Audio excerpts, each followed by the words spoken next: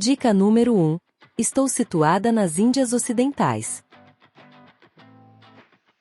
Dica número 2. No meu brasão de armas estão representados um tatu e um pombo, e no centro está representada a nau Santa Maria de Cristóvão Colombo.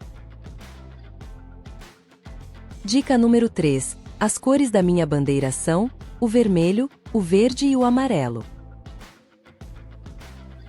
Dica número 4. Meu lema é: conscientes de Deus aspiramos, e avançamos como um só povo.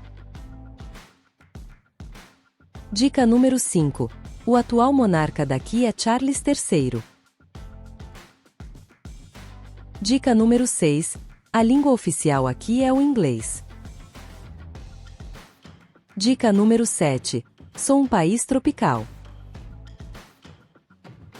Dica número 8. Sou conhecida como a Ilha das Especiarias, e sou um dos maiores exportadores de noz moscada do mundo.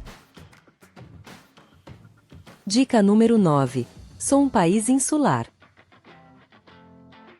Dica número 10. Sou um país caribenho, e estou situada nas Pequenas Antilhas. Dica número 11. Sou um país cristão, de maioria católica, e as regiões daqui levam nomes de santos. Dica número 12. Estou próximo de Trinidad e Tobago e da Venezuela. Dica número 13. Sou um país paradisíaco, e fortemente dependente do turismo.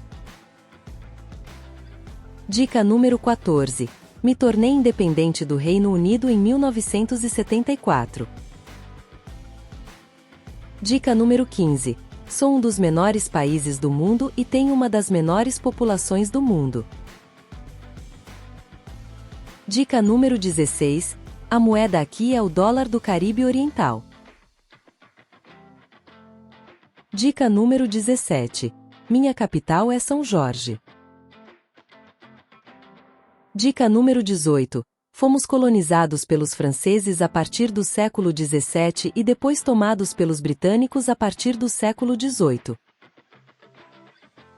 Dica número 19. Em 1983, houve uma intervenção militar liderada pelos Estados Unidos após um golpe de Estado marxista-leninista aqui, que resultou na execução do então primeiro-ministro Maurice Bishop. A intervenção visava restaurar a ordem e proteger cidadãos estrangeiros. Dica número 20.